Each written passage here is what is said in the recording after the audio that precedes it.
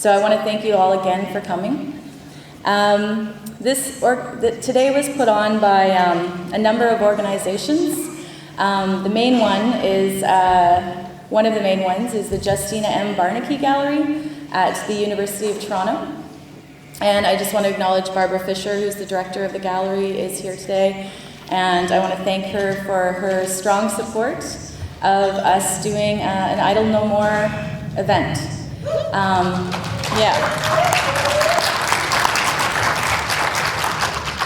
It's great to have institutional support for these kinds of things, as well as the concert that we did on Thursday night. So if you weren't there and you didn't dance your tush off, that's too bad, because it was an amazing party.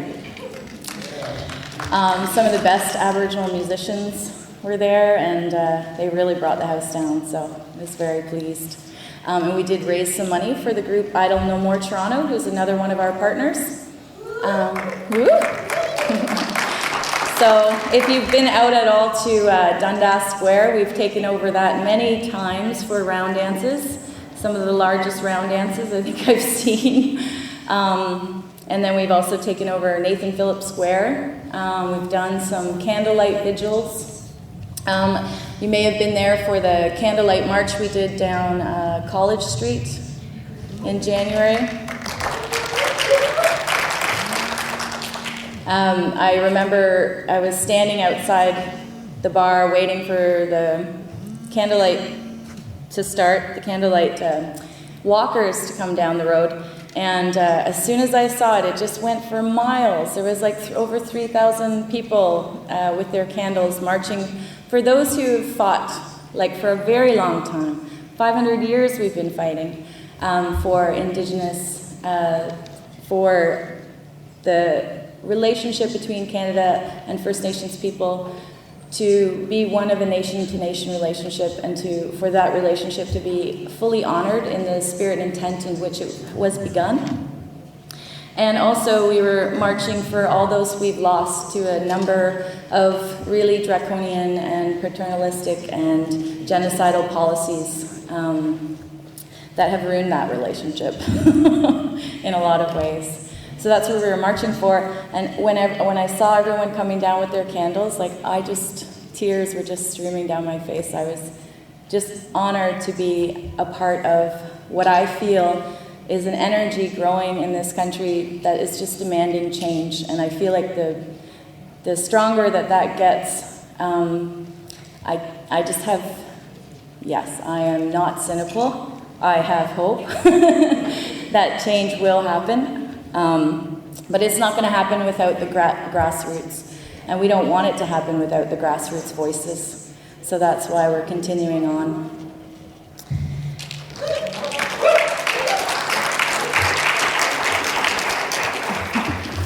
So one of the other organizations that was a partner is the Indigenous Education Network here at the University of Toronto at Oise.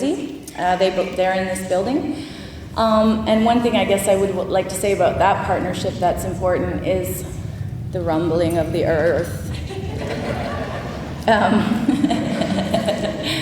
That's how I want the education to happen. It's like just plow over all that racist education we're getting right now.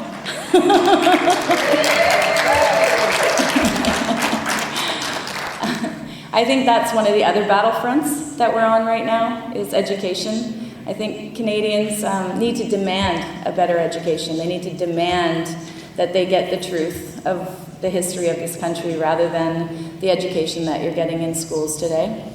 And there are a number of Aboriginal curriculum developers that have been working really hard to rewrite the curriculum of this country, and they're having a really hard time getting it into the schools.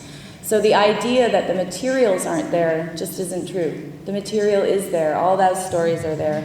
All that history is there. It's the connection. We need Canadians to demand that it's in their school systems.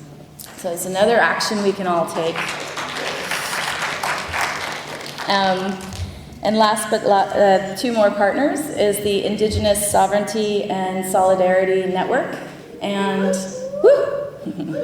and they do a considerable amount of organizing, and every year they do the Indigenous Sovereignty Week. So if you've never been, you're at one today. So they've done a lot of work, creating a conversation around decolonization and what that might mean and how do we move forward. And their final partner is Muskrat Magazine, and Rebecca Tabaga, it's my family name too, I really shouldn't screw it up. Rebecca Tababadang is here, and her and her partner started that magazine, and you really should check it out. It's online, and it's an amazing resource. Again, you could use this resource in schools, you can use it for conversations, for your own education. There's an issue on truth and reconciliation, and it's a great, because it's an online magazine, you get video, you get photos, you get articles. It's a bit more, feels a bit more interactive. And there's an upcoming issue on resistance, right, Rebecca? And some of what's going on today might end up in that issue. So, and that's what we're here to talk about today, is resistance. But before we do that, I would like to thank my fellow organizers. Tanis Nielsen.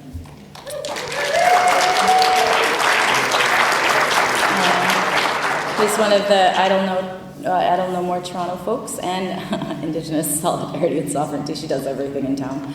Rebecca Tababadang as well is one of the organizers of today. And Shiri Pasternak, who's an amazing ally to the Indigenous community and works with defenders of the land. And Audrey Huntley, who you'll see over here. And Audrey is going to be helping with all the webcasting today. So we are streaming live, folks, which is very exciting. So that's one way to be able to involve more people, and also one way to reach more remote places who might have the internet, and also a way to engage an audience in the discussion today. So we will be taking questions from our online audience, if there are any. So that's something we're going to integrate today. We've never done it before, so if it's a little bumpy, just be patient. It will smooth out as the day goes along. But involving everyone is kind of important to what we're trying to do today. So, yes, and I want to thank Mike Barber. He's also over here, and he's running our tech, and he's filming these proceedings, and he's helping with the live broadcast. So, the webcast, however you want to talk about it, use streaming, there's so many words. But today we're talking about resistance, and in a number of ways. One, I see it as a twofold conversation. One is kind of almost an internal one for our own Indigenous nations, for us to begin to talk to each other about building our nationhood and what that means right now, and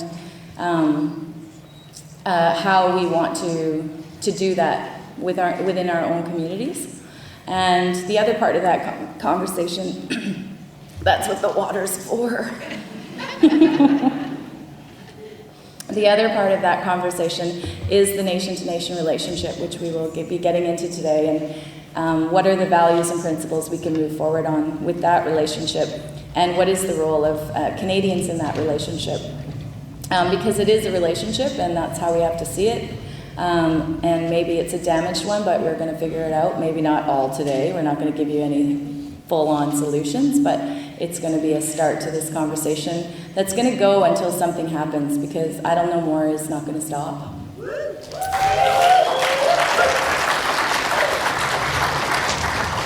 And I guess with that, I want to say that prior to I Don't Know More, I just want to acknowledge that people have been working really hard for a long time. And I Don't Know More might have galvanized some kind of attention around something, but I just want to honor all those people who've been working all this time and haven't been idle at all.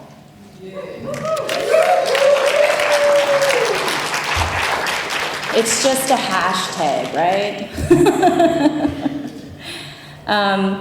So I just want to share something that I wrote for a journal called Intentions, and it's out of York University. And Leanne Simpson, one of the first speakers in the first panel, is one of the co-editors with Carol Williams. And we're looking at articles on Indigenous women's resistance in the land. And you'll see, because the Idle No More movement is largely led by women, so there will be a discussion about what that means and why that might influence the movement to be different than previous movements. But that's for later. I come to ideas of resistance and resurgence from the place where intellectual engagement is not severed from the body's memories, or the heart's commitments, or my culture's knowledges and practices. And I think that heart relationship is really important to what we're trying to do. Resistance is a daily practice, a community process with ever-changing meanings. In English usage, resistance has meant being against a government or an occupier, and don't get me wrong, we are against Harper. Oh, you can do better than that.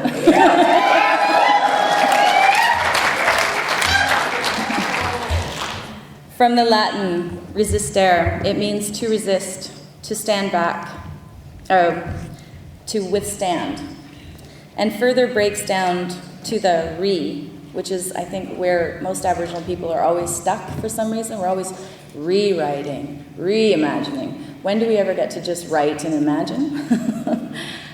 So it breaks down to the which means against. And sistere, which is to take a stand or stand firm.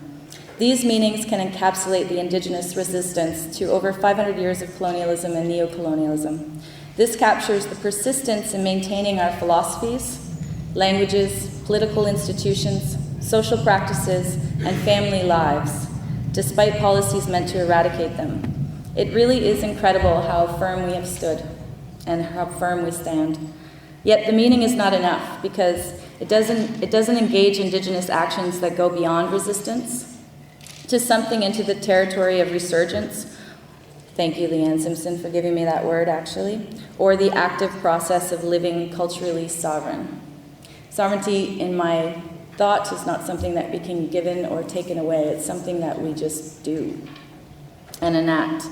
Resistance, while necessary, does not always dislodge the primacy and the ground of the values and systems against which it fights. So I think one of the major issues is that Indigenous people actually want to live by different values and different philosophies, and that we want to get to a place where that isn't something that is shut out as a possibility. The word resistance can take on new meanings as it crosses over into Anishnawbe territory, which is my nation. I am Anishnawbe Kwe from Beausoleil First Nation, Wolf Clan. There isn't very many wolves left in the Anishnawbe Nation. Translated into one Anishnabemoan dialect, resistance becomes a metaphor of planting or being planted. A plant grows from and continues to grow solid roots into the ground, while at the same time it expands above ground into a new being, bringing with it the necessities of life beyond itself, like oxygen. If we think of resistance in this vein, it becomes many resistances, a multifaceted fight to maintain the spaces and resources that facilitate imagining a new world, as well as the active creations of new ways of being Indigenous. We come to the earth planted and yet continue to root. It is our ancestors, and I mean more than just the human ones, that form our root systems. Woo! Animals! They feed us and store for the future. We need to be planted to absorb the nutrients of the earth. This is not a process of being against, but a process of being with. Our stems process the past here and now. How we have absorbed that past will determine if our structures will rise or fall.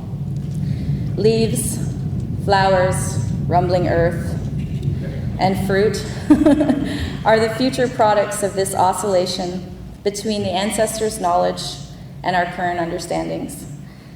And they all bear seeds for the future, giving back when the process is in harmony and circulating continuously.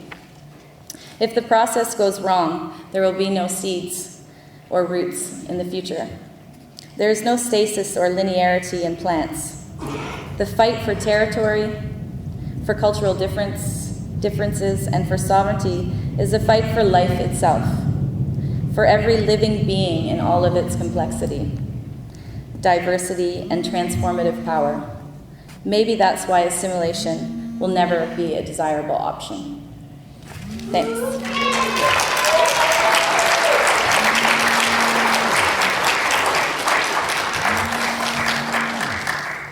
Okay, let's get to the experts.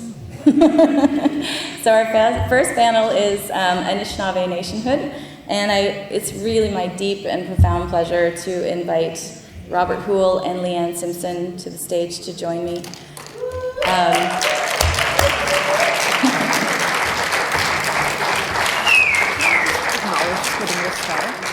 Splitting John, Doc, splitting the sky. We were going to acknowledge it. Oh, right, yes, I will. Nope, it's okay, I have it here.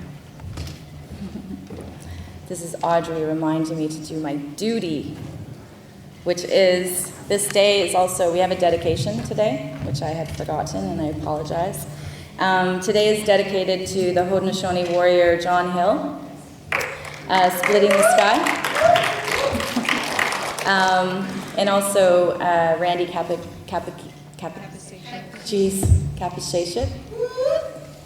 I just sound like I swore. Splitting the Sky dedicated his life to the struggle, from the Attica prison revolt in 1971 to standing beside Wolverine at Gustafsson Lake in 1995 in defense of the sacred land, to his attempt to citizens arrest George Bush in 2011. He will be missed, but his memory lives on in the spirit of our collective resistance. And we'll talk about Randy this afternoon, but these are two powerful men who have done so much for us, and their spirit is in this room today.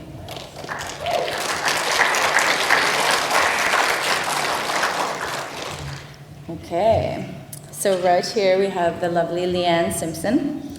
She's a writer, academic, and activist of Mississauga Anishnawbe ancestry. She's the author of Dancing on Our Turtle's Back, Stories of Anishnawbe Recreation, Resurgence, and a New Emergence. And this is a book I keep rereading and reusing all the time. And the editor of Lighting the Eighth Fire, and This is an Honor Song, all published by Arbiter Ring Publishing in Winnipeg. Unfortunately, all of her books sold out when we got here at 10 o'clock, so I would go to Arbiter Ring website and order them because they are amazing, and you will get a lot out of it. She does some really amazing research, especially around the language. Leanne has 2 new books that are coming out, and because she's an amazing artist, she is going to do a collection of traditional stories entitled The Gift is in the Making, and that's by Highwater Press. And as well, look for Islands of Decolonial Love, which is a collection of short stories, also through Arbiter Ring Publishing. So, welcome, Leanne.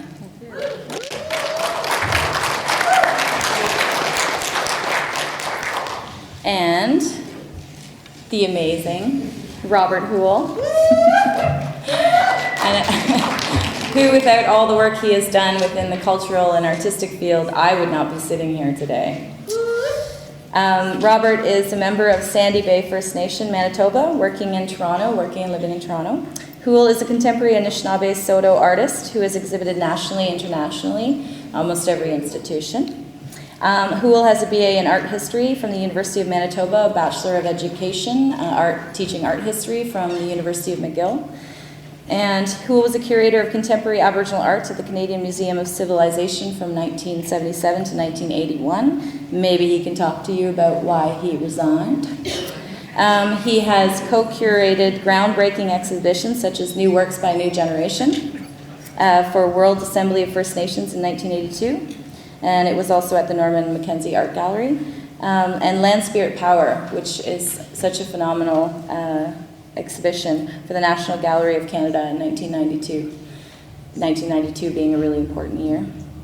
So I really want to, with all my heart, welcome Robert Houle.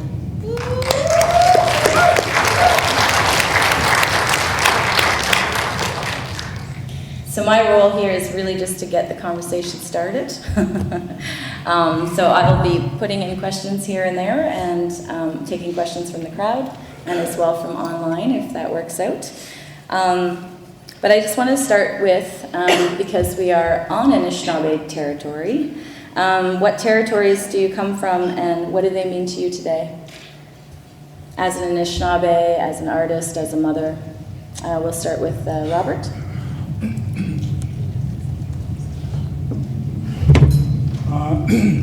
Anishnawbe, I'm human. Anishnawbe, I speak my language. Anishnawbe talk. I practice my culture where raised on Sandy Bay First Nation. Gawi Kwendongak, it's just a translation of Sandy Bay. My first language was Soto.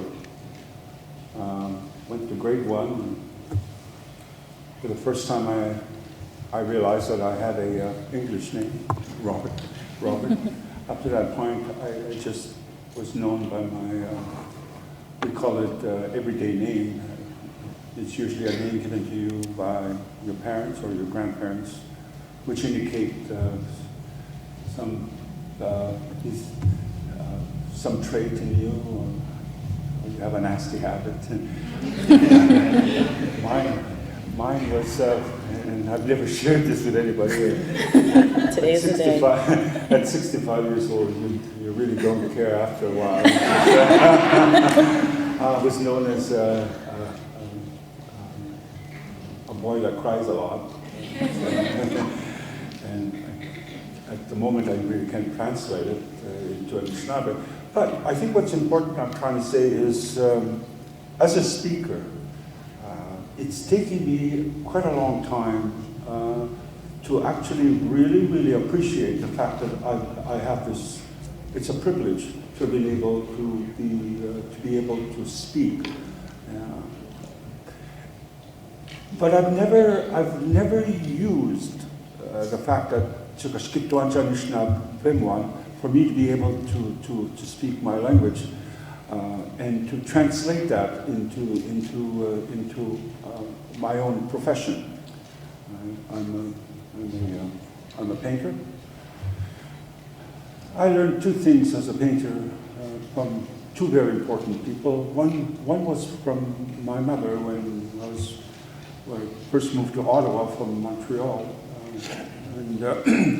And my parents, of course, never wanted me to be an artist. They thought that it was just really for non-Aboriginal people, not a career for me. So they actually discouraged me from studying fine art. But I would always take it as a filler at University of Manitoba, and then eventually landed in Montreal. And that was really I moved to Montreal in 1970, and being from the prairies, I was totally not familiar with the politics in Quebec. What happened was, I went to school in September there at McGill, and the army was on the campus. The FLQ crisis had taken place, so we couldn't get into our classrooms.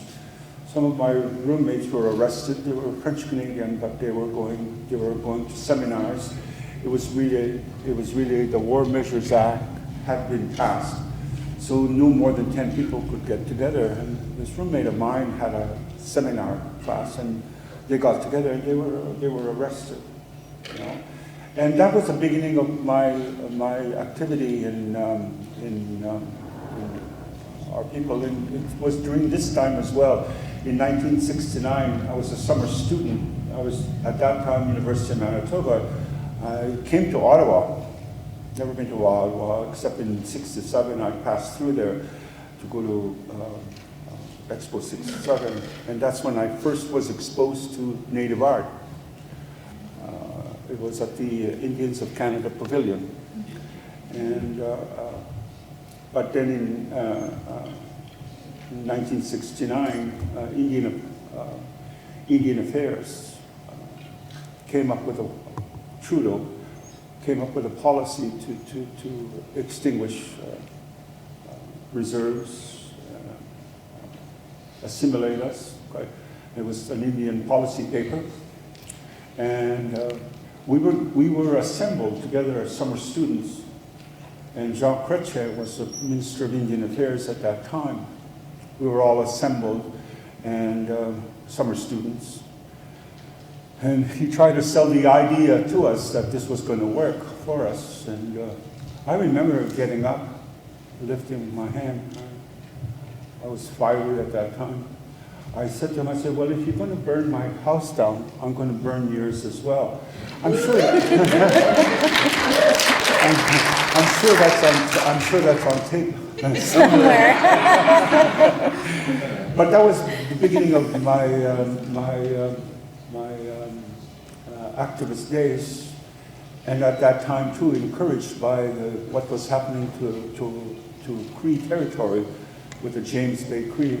And Alenise Obamswin at that time, whom I knew from high school. She had come to visit us in our high school, Indian high school in Assiniboia in Winnipeg, and she sang for us. So when I moved to Montreal, I became,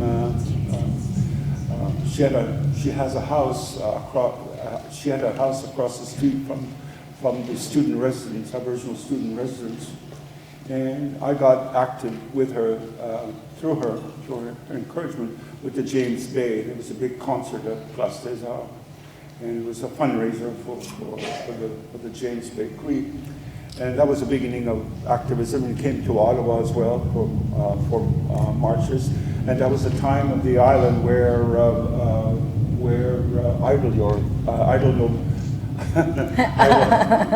Idle No More gets with Theresa Stenks, Victoria Island. That old building that's attached there, that was known as the Indian Embassy, and big activism there at that time. I'm sort of rambling on here, but I've always used my art as a gift that I have to be able to share that with activist movements. But I will stop at this point and let Leanne say a few words. Thank you. Ask that.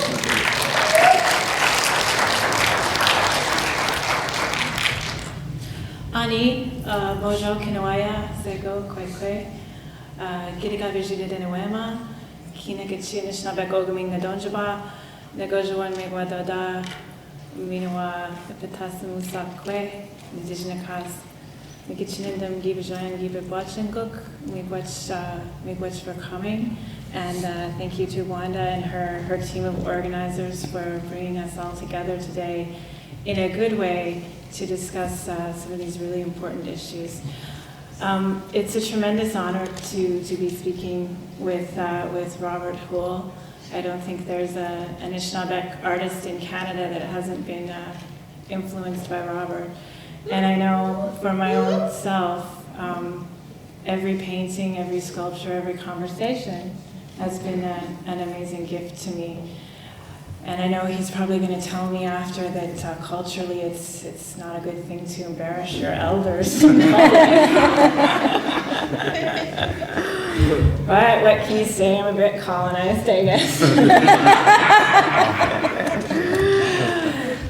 So I think Wanda's question was where am I from, and what does my territory mean to me?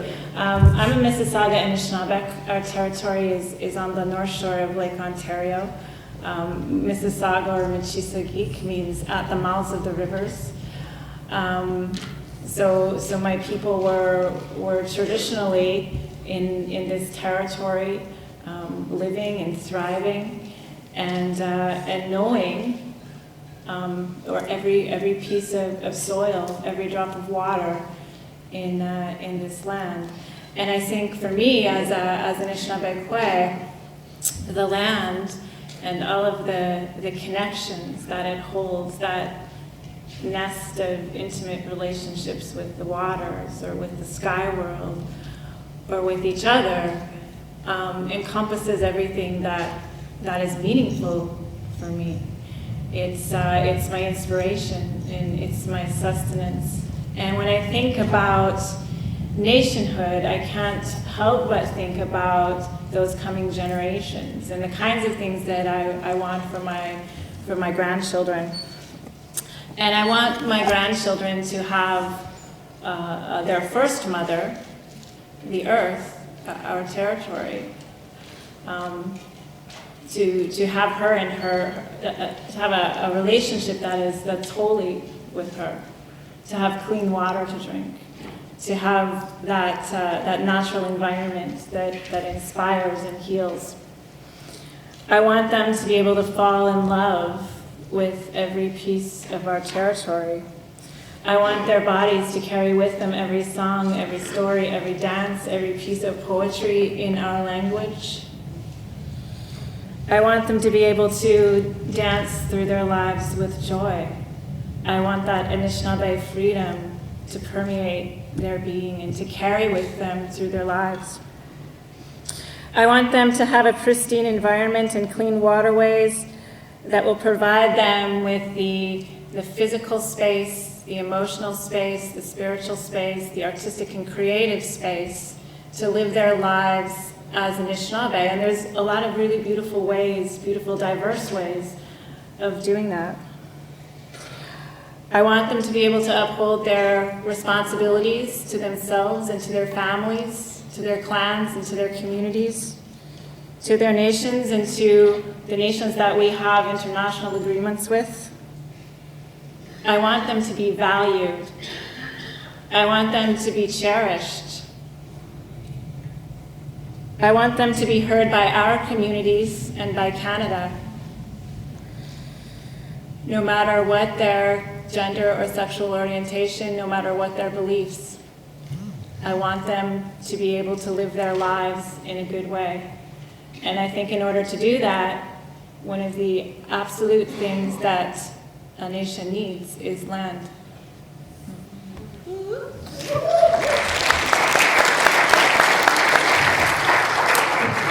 I'm going to be a bad host and just start tearing up. So you opened onto the conversation around nationhood really nicely. And I just wondered if nationhood is the right word, if that's the word. I mean, it's a word we're going to use. We're using it today. But is that the right word? What are some of the nuances of that word in your mind in terms of thinking about Anishnawbe nationhood? Does it fit your sense of being Anishnawbe? I've never, we are nations. I think we had an earlier discussion when I was sitting down before. In Anishnawbe, I remember my late father saying, using the word in a universal way. Anishnawbe could also, using it in that it would include other nations. We can do that sometimes, where we say Anishnawbe could also mean the Haudenosaunee and the Kodas and the Tsimshian and the Haisla, various people. So, but we are nations, and I think many times that's the problem with the Canadian public. And sometimes we're caught in that definition as well, where we see each other as a homogeneous group. We're not. We are all different nations with different histories, different treaties, and I think and many times we're lost in that to use an archaic term, a pan-Indian sort of concept. I resist that quite strongly.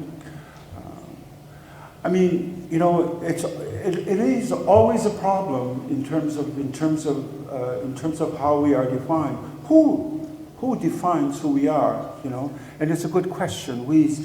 And go back to your question. Yes, we are nations. We are various nations on Turtle Island, from the west, from to the east, from the north to the south, in the continent, even below us. We're all different nations, and I absolutely so proud of that fact, and that we still are. You know, Leanne, I talked about our origin, as Anishnawbe. You know, I'm Soto, Anishnawbe Soto. We originally came from Minneapolis area in the early 1800s, and there is a major exhibition coming up. I think it opens in August in National Museum of the American Indian in New York City, Smithsonian. It'll be coming here to the AGO next year, and it's the Anishnawbe worldview. What it is, it takes the center of the Anishnawbe world would be the Great Lakes, and things north of the lakes and south of the lakes, all the way down to the Mississippi. And all the way in the Soto, like yesterday, I had a long 2-hour telephone conversation with an elder of mine, Alex Janvier. He's Dene from Cold Lake, Alberta. I spend at least once a week a 2-hour conversation. And for me, he's my elder. When I lived in Montreal and they had an exhibition at the Dominion Gallery there in 1974, that's after Norval Morrisseau got really, really upset with the powers that be in Ottawa. They were trying to promote contemporary Native art at that time. There's no such thing then. And they wanted exhibition space, and they offered an exhibition space for them at the War Museum. Norval had, apparently, according to Alex yesterday, had a lot of superlatives, just stomped out of the room, and of course it never took place. And in the end, they had an exhibition at the Dominion Gallery in Montreal around 1973, 74. And it was my first introduction to contemporary Native art, and I was very, very attracted to being an abstract painter. I was very attracted to Alex Janvier's work, and I wrote the first essay on his work in 1978, and I'm going over it again right now to rewrite it in many ways, because contemporary Indigenous art has changed. Not only has the lexicon been changed, we've also taken charge of it. Today we have a lot of young artists that have fine arts degrees, be it a Bachelor of Fine Art, Master of, there's even now a whole slew of PhDs in art history, archaeology, art, and many other of the other things. I remember a time Wanda mentioned me being a curator at the museum. The length of the contemporary Native art gallery at the museum at that time was 16 feet long wall. That's all I had. And my first exhibition were these watercolors done by Alex Janvier. Anyways, I just wanted to say, you know, yeah, we are all nations. And that comes across if you speak your language.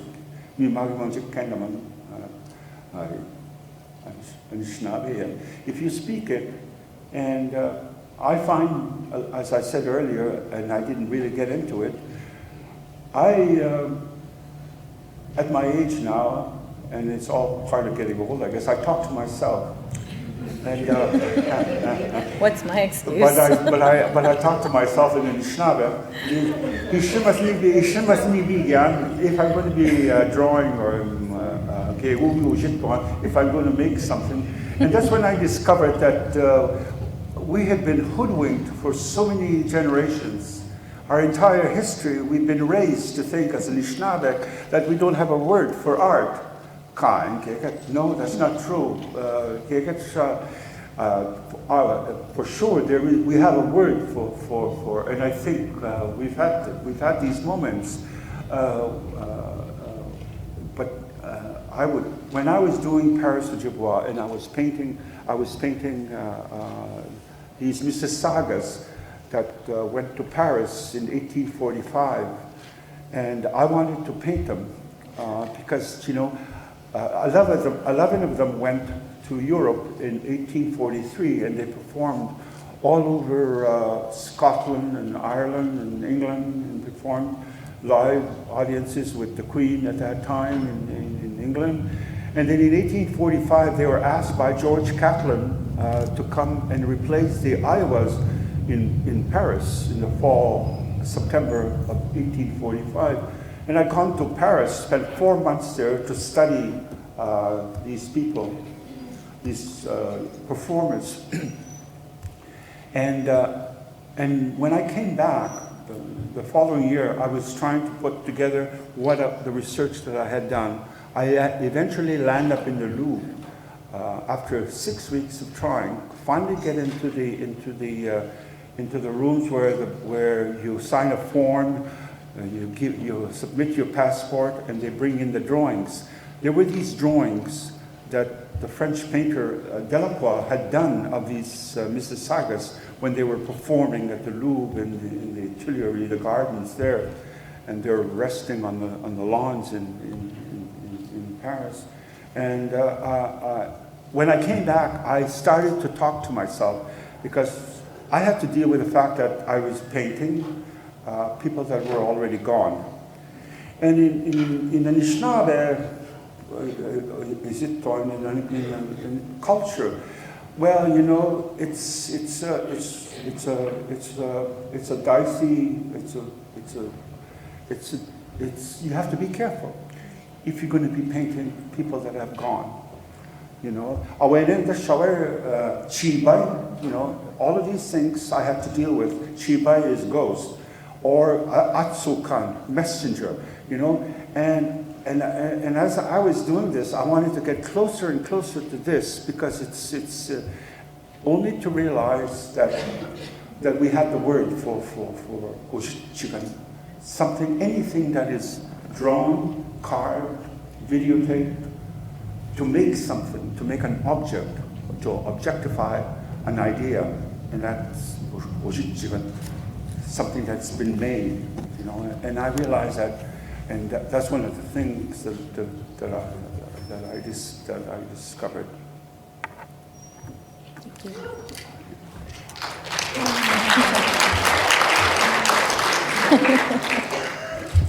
About 10 years ago, I was giving a talk at a university, and a critical theorist was in the audience, and they were unhappy with my work, and they called me a nationalist as an insult.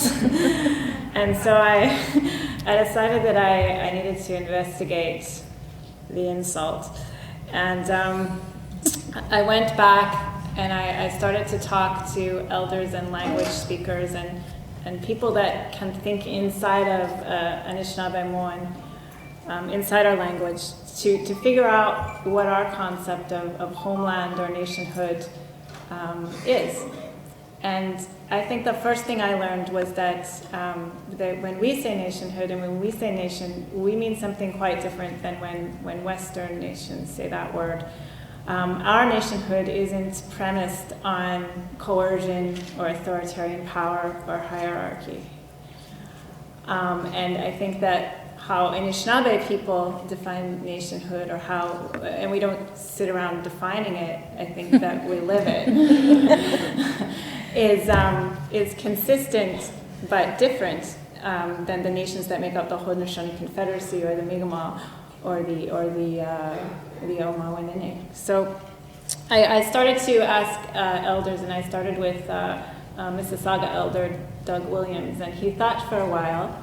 And he said, I remember our old people calling our territory, our nation, Kinagachi Anishnawbe Ogaming, the big place where all of the Anishnawbe are, or more conceptually, the place that we all live and work together. And so I thought a long time about that definition of nationhood because it was about relationships. It was about, first, my relationship with myself and my body and my mind and my spirit. And then it was about my relationship with my children and my family. And then it was about the relationship with this broader community.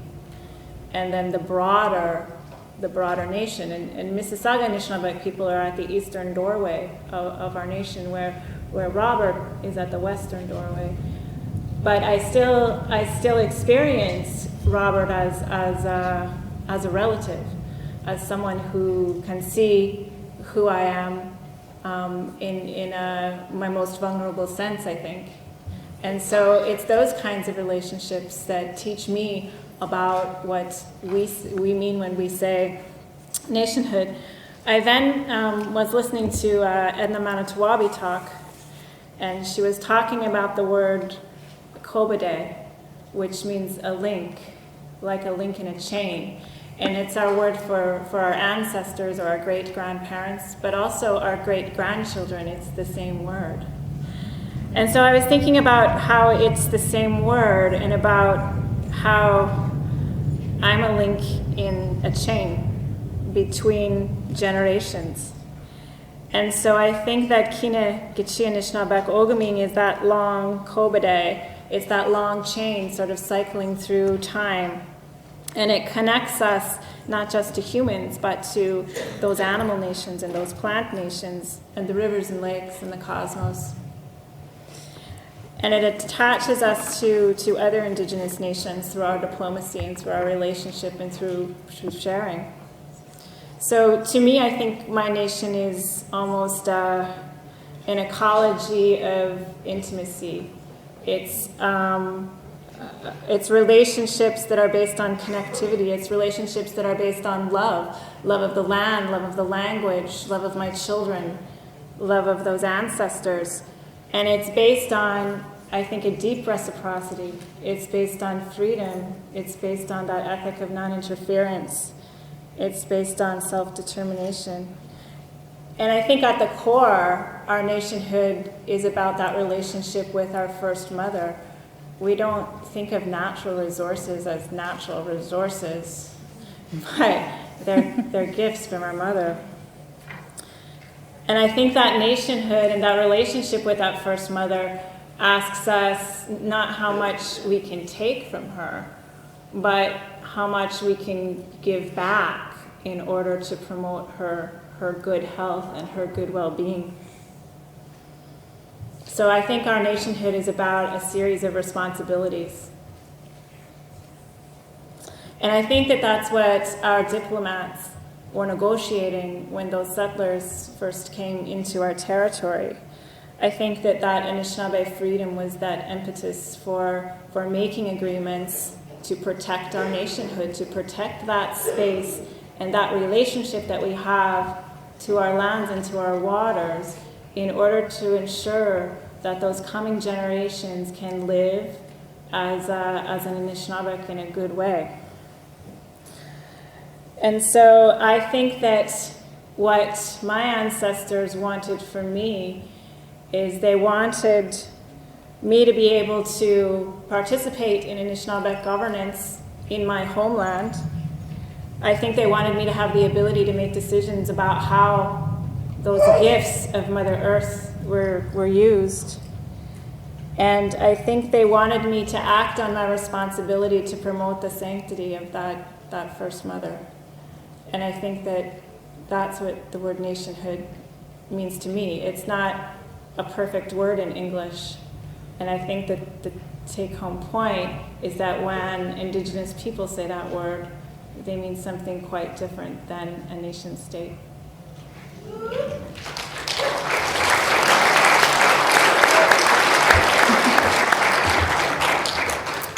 While we're on the subject of nation state and nationhood, in terms of is there a way to, and I guess we have in the past based our relationship with Canada and Britain before her, is there a way to ground that in our value system?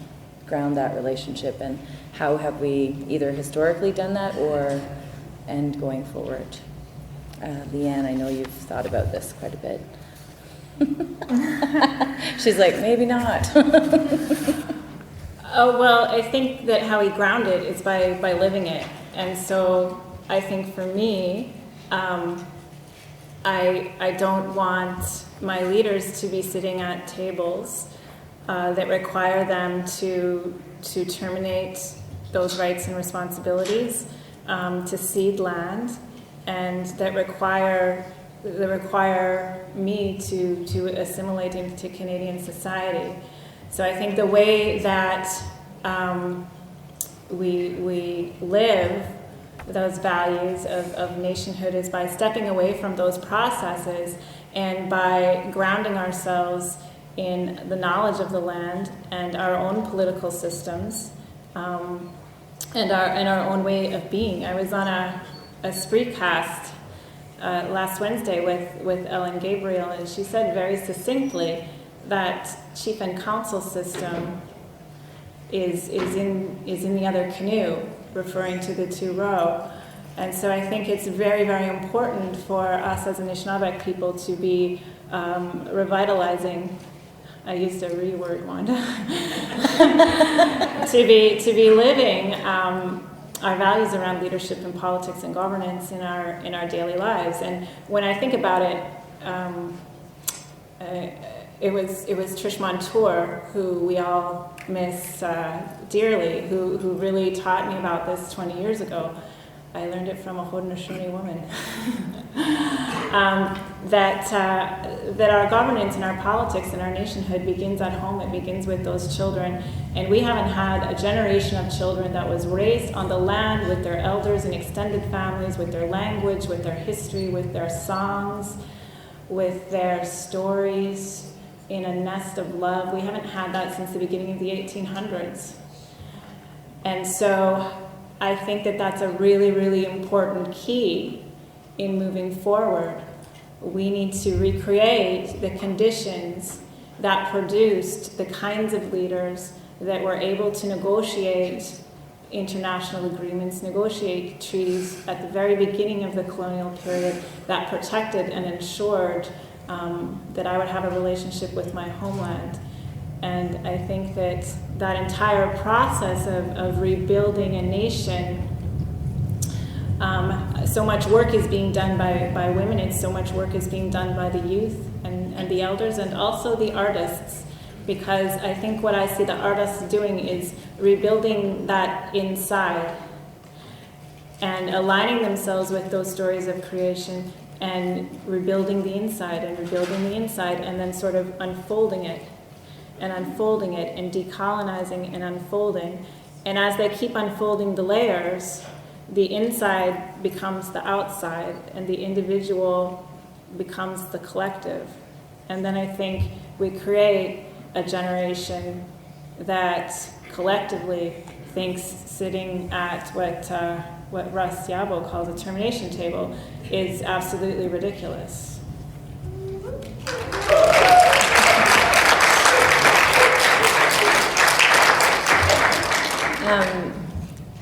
Just in terms of, Robert, what you were talking about earlier, and also opened up by Leanne, in terms of the relationship of art to this process of nation building, and because you've been involved in so many organizations and been involved in that process, and you can kind of give us a sense of how that has taken place and maybe where we're at from where we began in the 70s.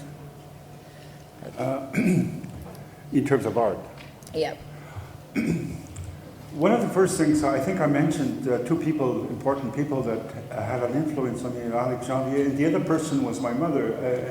I'm referring to something that I learned from, I rephrase this, from Jackson Beardy.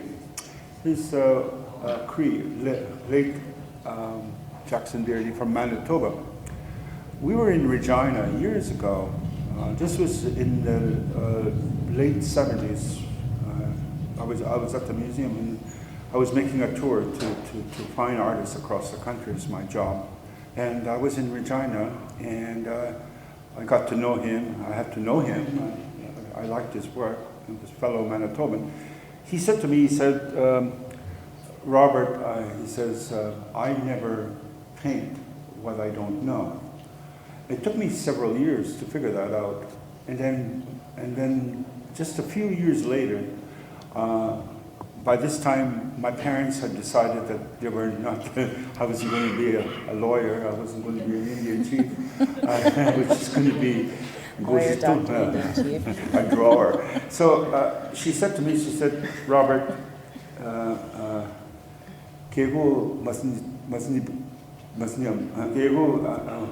geez, I'll just say it in English. He says, Robert, don't paint anything you don't know. I mean, it's very similar to what Jackson Beardy had said to me. Art. And she also said to me, she said, you know, the yimini whis, it was given to you. And I say that to young artists all the time. When I taught for 20 years at the Ontario College of Art and Design, 15 years in Native Studies, and 5 years teaching painting level 3, Indigenous abstraction. For example, we are now beginning to take charge of our own, and it's very, very important. Art can be medicinal. It's a gift. And if you use it wisely, it'll reap not just financial benefits, but spiritual benefits, and you will be able to teach people as well some of our old ways. Because inevitably, as artists, we go back, and when we go back, we're all going back to the old objects, and those old objects, and all these things that have been made before us, they have in them secrets, teachings, connected to its stories and legends, narratives, and it's very, very important to appreciate that. For example, when I taught up Indigenous abstraction, I wanted to bring the notion of the body in making abstraction as well. And it reminded me of a time when I have 8 sisters. And when they would reach their maturity,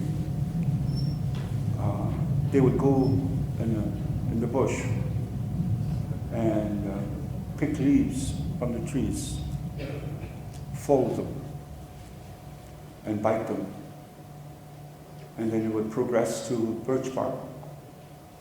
And this would be the beginning of their establishing their own patterns, their beadwork, quillwork patterns. And I use this technique to my students, and I would tell them, and they would just be awed. I said, you know, you're going to use your body, meaning, you know, biting and then opening it up and letting the sun go through the bitten parts of the leaves. But the notion of abstraction, using your body and to create abstraction that way, you know, and it goes to that whole issue of, you know, once again the Christian Eurocentric notion of modernity, and that modernity actually is as an ideology. There was no room for any notion or acceptance that we would have any notion of art making, or let alone abstraction in all our visual cultures. But I'm specifically speaking here in Anishnawbe because we're talking about nationhood. These are very important. The birch bark biting and the leaf biting and creating and creating a visual language out of that, and patterns as well that for a woman it would be certainly when her husband is wearing those the regalia, and with pride in terms of how she has arrived to these patterns that she can claim that it is hers. These are very very important issues. They help define who we are as a people. And once in a while, in a generation, we are blessed with an extraordinary artist like Norval Morrison.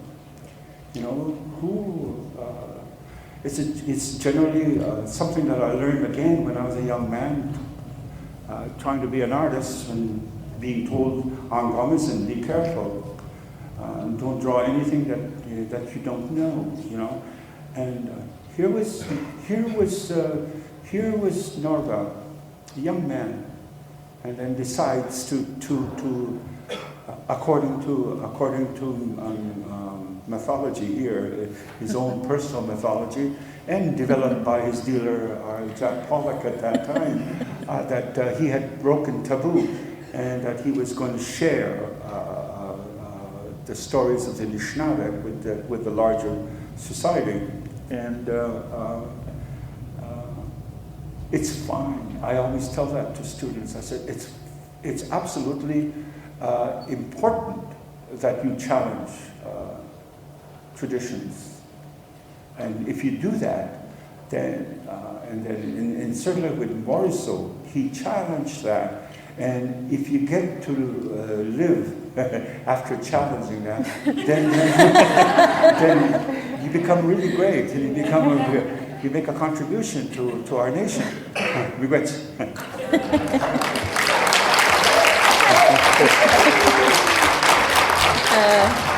We have a question from our online audience, and it's how do you feel about the issues of federal land and non-federal Indian status, non-status, white and black Indians? So I guess like the whole idea of defining us into these boxes that partly weren't created by us. So, and it's from Texas. Hello, Texas. Leanne. Present. Come on. Well, I think for in my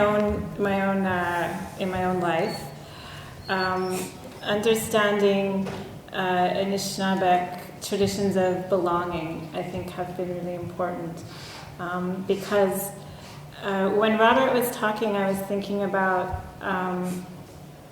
how we're told in our culture that you can only paint what you know, or you can only talk about what you know, or you can only write what you know, and that's really important advice. But at the same time, we're also sort of told by Canadian culture that we're not good enough, and what we write and what we perform and what we paint isn't right. And I think we have this collective experience of being positioned continually as stupid Indians. And we all have that kind of individual trauma as well. So I think it's a tremendous act of bravery. And it's always difficult for me every time I do it to speak my truth or to write my truth. And I think that people like Robert saying that over and over and demonstrating and living that have been really, really important in my own life. So I think at the root of that is a series of colonial policies that have told us who we are and who we aren't. And I think it's caused a lot of damage in our communities, in our families, and in our own bodies. And so for me, going back and trying to learn about how Anishinaabe people took care of each other and took care of people that were adopted into their families, and how they took care of people who married into their families, and the inclusiveness around our gentleness and our love, I think, is a really strong antidote to some of those divisions that have been created. And I think ultimately it's about the strength and the purity of those relationships, and the ability to practice that openness and that gentleness and that love. And so, I don't know if Texas is going to like that answer. Robert, would you like to add anything? Wanda, what was that question again about? Well, how do you feel about the federal land kind of issue, or status versus non-status, groups like Black Indians? It's quite a large question, but you can pull on whatever you want out of that. Okay, well, we call my reserve, and I think that's what we call reserves, is shkunigan. What that means is you're not gonna like the translation. It means leftover, and that's what we call shkunigan. And we always say it with a sense of endearment. When I go home. Shkunigan, Yogandan, I see it on my way to Sandy Bay, Shkunigan. And you can feel it as soon as you drive past the border from, you get into, onto Shkunigan. There's a certain ring to it, but of course, when I began to take it seriously and I realized what the translation was, but yet at the same time, I think it's important. It would be explained to me because I would find it pejorative, but then our elders would say, "Diego, don't belittle it. Find something good about it." And well, what it actually means is you've given everything away. You've shared everything else around it, but you've left this for yourself. And I found solace in that. Now, the other aspect about status, non-status, I don't really know too much about that kind of definition. I'm a treaty Indian, meaning I belong to Treaty 1. My people. And I never thought that I would say my people. I always make fun of my colleagues who say my people. And now here you are. Here I'm doing it. But the people of Sandy Bay, and all the other sister reserves like Long Plains, or Anishnawbe and Ebb and Flow, and Fayford, Pinay Modan. We all have Anishnawbe names for these reserves, and we were all one people. White mud Sodos, we were called.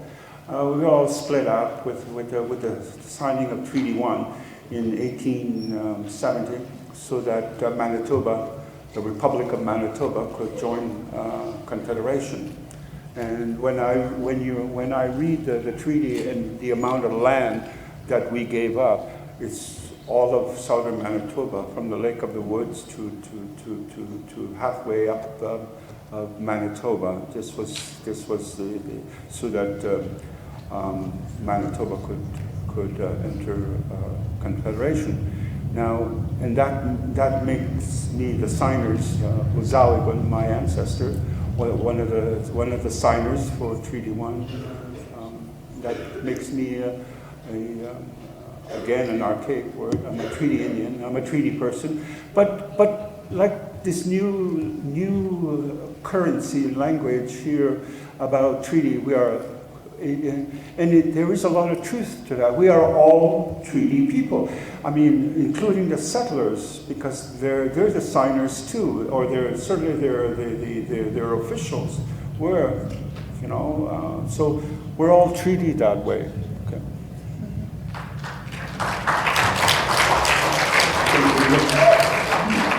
I just want to see if there are any questions from the audience at this point, and please do come down to the mic.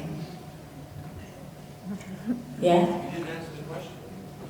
What was the question? Okay, would you like to rephrase the question? Give an answer. They did give the answer that they wanted to give. If you'd like a different answer, then That's a different thing, right? Back in 1990, UN turned around and said, Canada should look itself as being a European type of community. There are actually 70 nations in the area they call Canada. And that broadcast was terminated 2 days later. So you need to go to a mic if you want the live stream to hear what you're saying. If you want to actually join the conversation, you need to go to a mic. And we also have another question from the live stream. Okay. Yeah. And if you're thinking you're going to have a question, just come and line up at the mic because it may. Whoa, sorry, is that me? Okay, no, it's you. Yeah, okay. Not a question. It's a comment. Give an answer. To what? What is nationhood? They did. I think in many ways we've been trying to answer that, without really, First of all, I'll introduce myself, okay? Sure. Yeah. My name is Justina. That was name given to me in 95. In 2010, I was inducted into the pipe carriers. The name was given there, it was Common Man from the North. I didn't know I was Anishnawbe until I was 39. That was a shock. I never got a chance to learn my own language. What I'm asking you is, today, the way we're speaking, and I do appreciate it, because at one time, I was very soft. We live in Mohawk for 25 years, you get hard. That's a joke. It's true. Like most of Portray me as Harper right now, okay? And all the talking you've done up to this point. I come with a bulldozer. What are you going to do? Talk?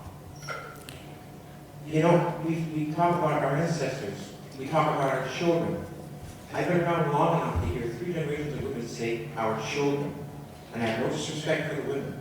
I've had great respect. But we keep using our children as our excuses. What about ourselves? How can we make better for ourselves now? Not what we're looking for the future, but right now. Our peoples react to situations. We don't develop plans and put them into operation. We're responsive. Sosni, the bridges, they responded to that. The tobacco industry, they're trying to respond to it. The land claims. Harper is selling his own people, pick on us. He has no forms of doing business with the country that sells more contraband cigarettes than all the peoples of all the reserves together. But he'll do business. What stops him and their kind from taking a bulldozer and leveling up this territory right now? All the words in the world won't stop it. All the art in the world. Look how many civilizations have lost their art because of war. Let's go current history. Germans.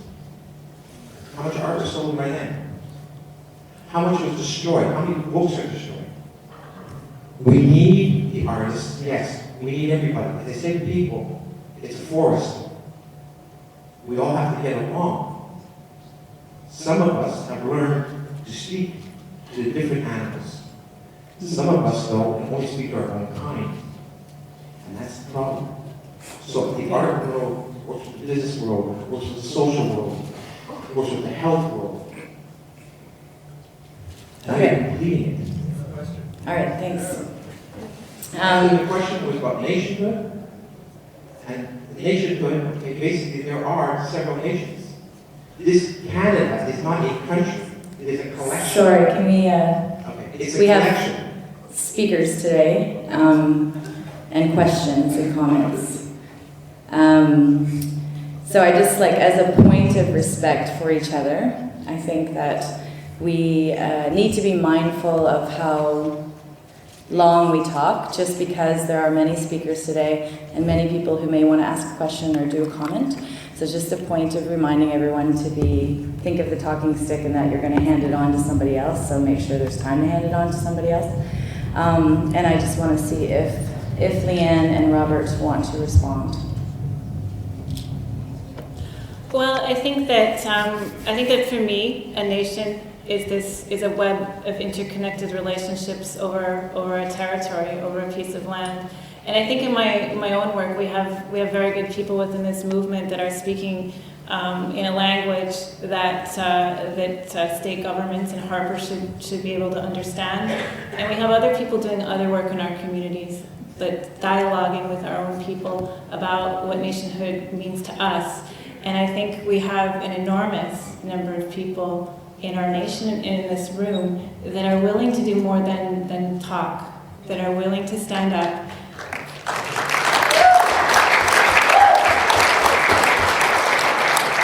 That are willing to go out into the streets and that are willing to go out onto the land and stand there. And I think that's why we're here. Any questions?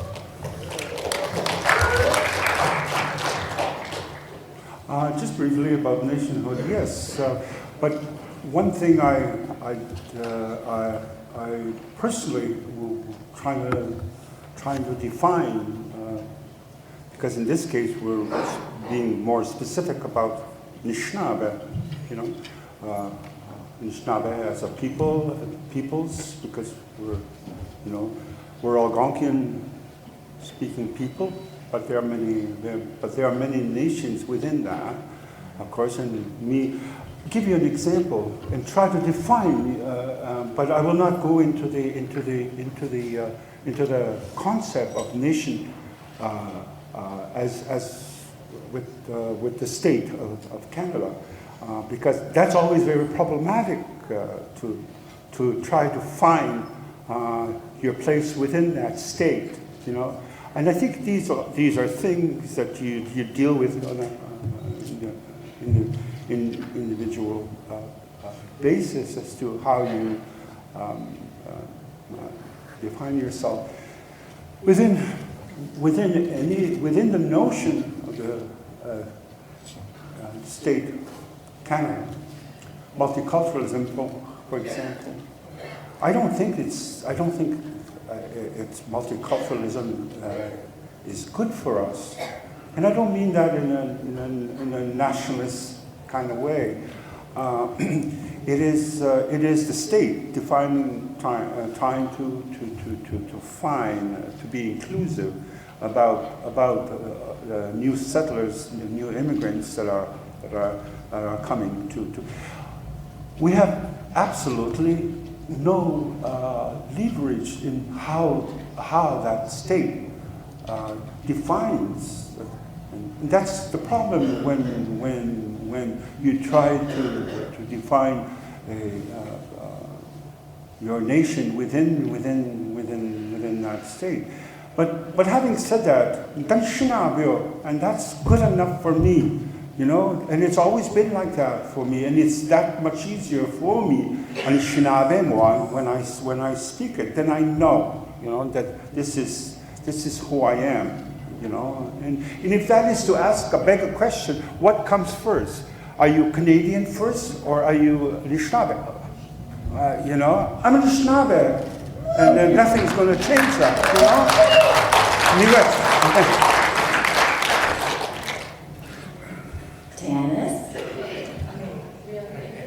It's a question of language again, because there's recent critique on even using the word sovereignty, because it doesn't reflect the ideology, because it means ultimate ruler, supreme authority, right?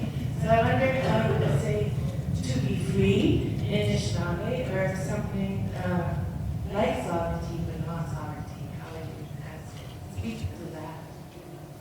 I think personal sovereignty is. I think once you get a grip around the notion of sovereign. I mean, even in the when you discuss identity, let's say with the body as well. I mean, women should be sovereign over what happens with their bodies, and so many times being in a patriarchal society, there are always people out there that are not women that are actually trying to determine or interfere with the sovereign act of being in charge of your body, okay. I think you can extend that to your nation, to the Anishnawbe, when we'll hear that later about the Haudenosaunee as well, Leanne? Well, I think that words like sovereignty and self-determination and nation and nationhood, I think they're windows. They're windows through which we can speak to audiences that are non-Indigenous and non-Anishnawbe.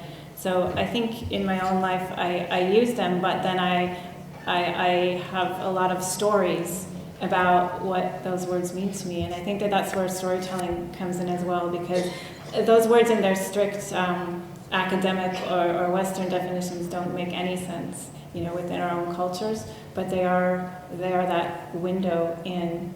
And I'm not really a details person, so I don't spend a lot of time arguing around definitions and terminology, but I think that they're just that. They're something that you open and you walk through. So, thank you. The next question is going to come from online, and unfortunately that's going to be our last question, but we're going to be here all day, so you can keep conversing as the day goes along. And the question is, how can two-spirit people such as myself find an equal place in our emerging nationhood? So the place of two spirits. And maybe you start, Leanne? Well, I think that we all have a responsibility to make space for two-spirited people and for all of the people of our nation. I think that it's an extremely Anishinaabe value diversity, and not just tolerating others, but celebrating others, celebrating our differences. Two-spirit people have extraordinary responsibilities within our nation, and we have. We're in a lot of trouble right now. We are under attack on all levels, and we need all of our expertise. We need everything. We need all hands on deck. And so I think that as a nation, welcoming all of our peoples into the circle is what we should be doing.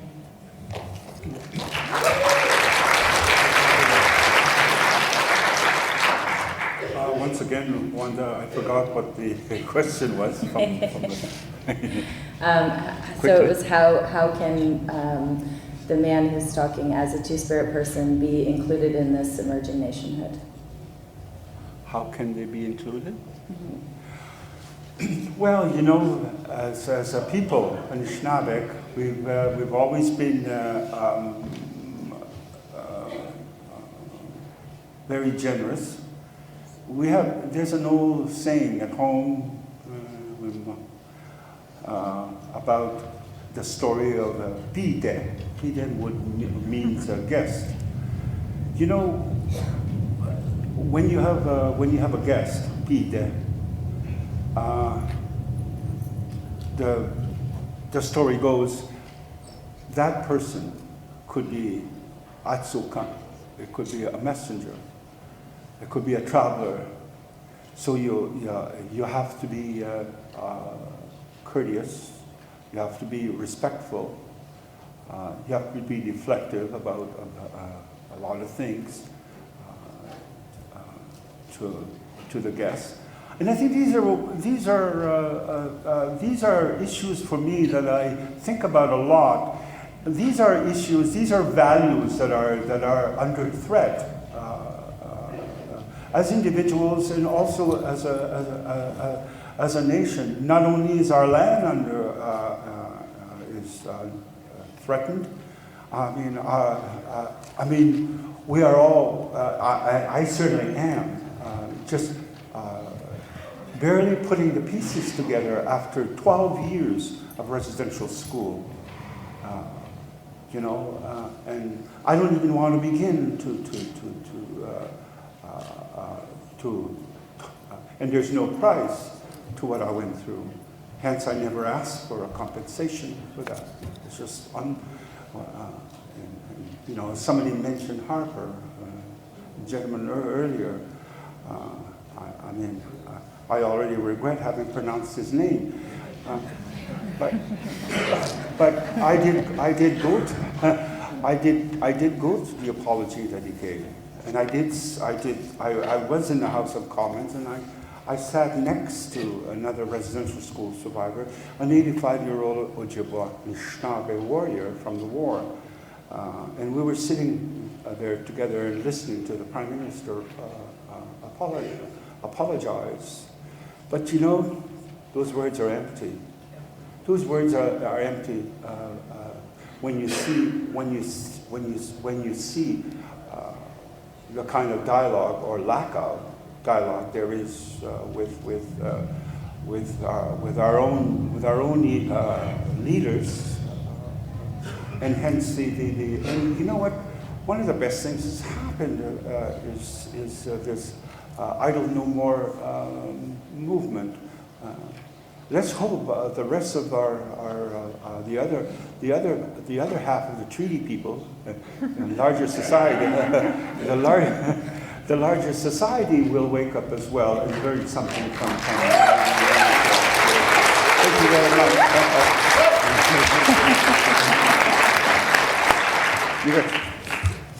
So I really want to thank you, Robert and Leanne, for sharing your knowledge with us. They have so much more to share than what you've got today, but I'm sure we'll find opportunities in the future to share more, and I just thank you very much.